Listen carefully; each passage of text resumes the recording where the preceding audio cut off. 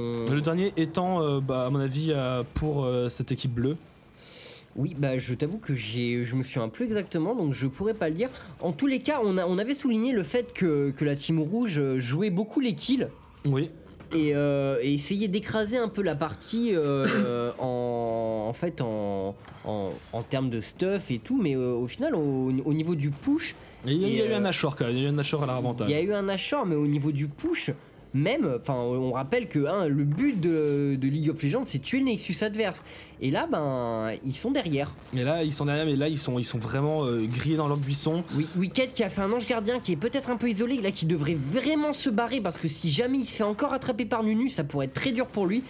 Ils vont pas pousser, il y a toute l'autre équipe, Amumu qui est là, qui est prêt à foncer dans le tas pour faire un ulti. Allez, Sion qui est boost, Wicked qui se lance, 0 absolu Nunu, mais voilà l'ulti d'Amumu qui est bloqué par la Banshee Nunu. Là, Sion qui tombe. Oh là là, c'est un massacre, Wicked qui a été ressuscité par son ange gardien mais qui est au final passé, c'est un massacre. Et là, H. Et là, c'est 3 pour 2, c'est 3 pour 2. H qui va mourir, elle a aucune chance. Et c'est jamais Zilean qui pourra défendre tout seul. Corki qui a Valkyrie de l'autre côté histoire de vraiment lui couper la route. Oh là là. Twisted Fate qui tower dive avec Nunu. Et ils font Nashor en attendant. C'est la fête, ils font Nashor en attendant, c'est fini. Ouais, bon là c'est fini. C'est la game. Clairement, enfin, ça va peut-être pas être fini dans les 2 minutes qui suivent là, mais un avantage comme ça, c'est monstrueux. Je vois pas très bien ce qu'ils peuvent faire. Là, c'est la tour qui va y passer, Nashor Corki qui a combien d'AD? Fais voir un peu le. Corki, avec Nashor, il doit être bien à 345. 345, ouais. Il a 34 stacks 345 à 30 minutes de jeu, sachant que 345, c'est même pas forcément un niveau d'AD qu'on atteint après 45 minutes de jeu ou 50 minutes. Alors à 30 minutes de jeu, j'ose même pas en fait. C'est absolument monstrueux. Je pense que ce serait l'équivalent d'un bon 600-700 de puissance, quoi. Oui, voilà, oui, grosso modo, voilà. oui, c'est ça. Ça fait très très mal. Et là on va peut-être avoir. Ils sont un peu gourmands là, peut-être. Bon, ils sont. Regarde Amumu comment il s'est fait découper. Et on a un ulti de la hache dans le tas. Peut-être qu'il va avoir un petit focus. Corki qui Valkyrie en arrière et qui continue à DPS, à faire du kitting. Sion qui l'attrape. On a un stun d'Amumu avec la banlette. Corki qui tombe au final. Et Corki qui file beaucoup de gold. Mais il y a un inhibiteur qui est tombé. Il y a Warwick qui push en attendant. L'autre qui a nu. Là, bon, ils ont fait des kills, mais ils ont quand même un gros désavantage. Voilà, Warwick qui va peut-être avoir le temps. Non, il va pas avoir le temps de push cette tour. Là, il faut qu'il s'en aille très vite. Voilà, il va se casser. Mais bon, il leur reste plus qu'une tour intérieure. C'est au prochain push, ils vont venir avec des élixirs, ils vont faire. Et là Warwick carnage. s'est fait choper en bas. Warwick s'est fait choper en bas. Warwick qui tente de se battre, mais. Et bon. Là le bon kitting de Zilean qui lui met le slow. Warwick ne va même pas essayer de s'enfuir, il va essayer de se battre à la place. Quitte à mourir, autant mourir dans l'honneur. Voilà, tout à fait, en se battant jusqu'au bout. Là c'est compliqué quand même, hein. 36-24, 12 kills d'avance, mais surtout on voit quand même que quand Corki est focus, Corki qui vient de finir son Val de la Banshee, Corki qui est parti sur une autre BF Glaive, oh mon dieu combien il a d'AD. 310, il n'y a plus Nashor. Et sachant qu'il a plus Nashor ni ses charges de soif de sang. Ouais. Bah là, imaginons qu'il charge ses 2 soifs de sang, il arrivera à 400 environ. Ouais, il arriverait pas loin des 4. Il arriverait aux 400 AD, oui, effectivement. Et 400 AD, Corki qui prend. Non, il va pas faire une soif de sang, je pense qu'il va sûrement faire une BF Glaive ou un truc comme ça. Ouais, ou peut-être un couperet noir, histoire d'encore augmenter. Un couperet noir, ouais, pour le coupler avec le dernier souffle, ce serait vraiment ravageur. Ouais. Et là, Corki qui a pris des élixirs, donc Corki qui. Je pense que la team rouge est partie pour faire le push final là-dessus. Ouais, mais en plus, j'aimerais dire que cette équipe bleue ne peut même pas sortir de chez elle parce que si elle sort, il y a Twisted Fate qui instantanément va venir backdoor. C'est vrai qu'en plus là maintenant dans la situation actuelle, Twisted Fate qui va pouvoir backdoor. Est-ce que Twisted Fate a fait son fléau de la liche? Non, il l'a pas fait encore. Ça devrait sûrement être son prochain item. Si la partie s'éternise, je ne pense pas que ça arrivera. Mais clairement, Twisted Fate avec un fléau de la liche, c'est un perso absolument monstrueux en backdoor. Ouais. Ouais, est-ce que c'est pas mieux un AD Twisted juste pour le backdoor, hein, je te parle pas, je sais quelle est ton aversion pour le Twisted Fate vitesse, mais est-ce qu'en backdoor un Twisted Fate vitesse finalement c'est pas plus efficace qu'un Twisted Fate? Bah non, parce qu'au final je te parlais du spam de sort de Twisted Fate et au final il peut avoir quasiment toutes les 2 secondes son buff de fléau de la liche. Et alors il a combien d'AP là Twisted Fate? Twisted Fate 400, qui a 400 d'AP.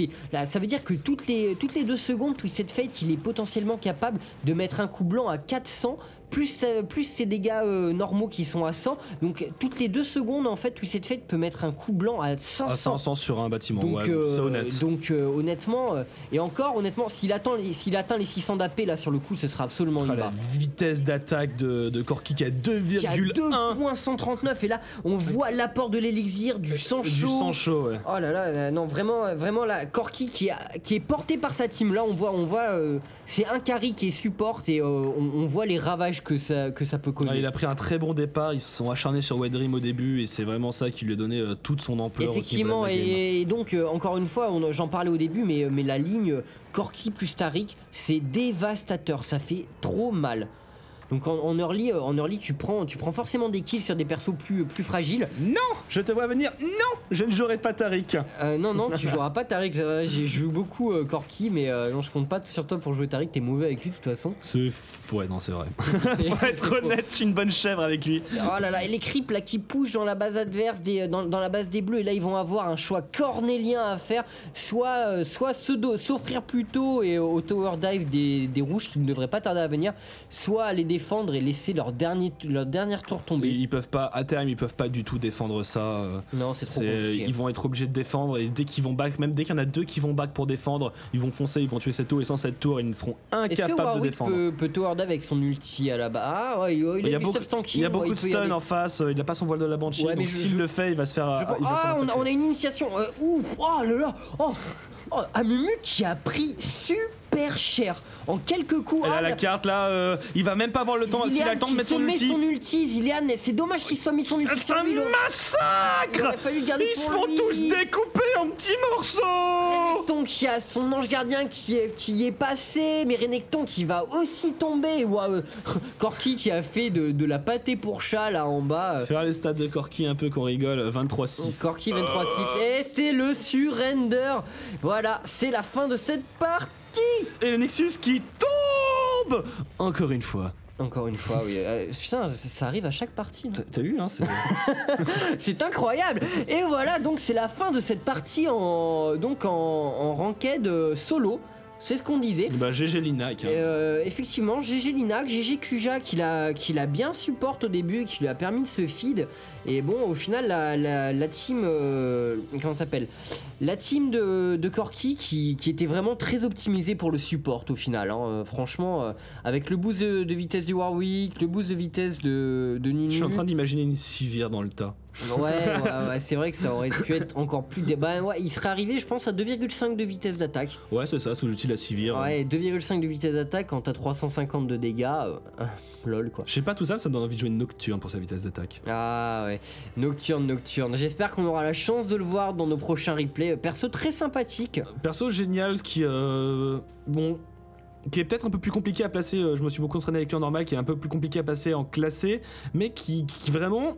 Il y a des grandes possibilités avec ce nouveau personnage dans des combinaisons, que ce soit avec Twisted Fate, avec Shen, enfin il y a des possibilités multiples de par son ulti. Et j'aimerais bien justement voir ce perso en classe C pro, parce que ça peut être vraiment à mourir de rire. Ouais, alors bon, voilà, sur ce, on vous laisse. On espère que vous avez apprécié cette partie assez mouvementée. Ça a été un beau carnage quand même d'un côté, mais bon, il y a eu quelques sursauts d'honneur. Allez, à plus tout le monde. À bientôt.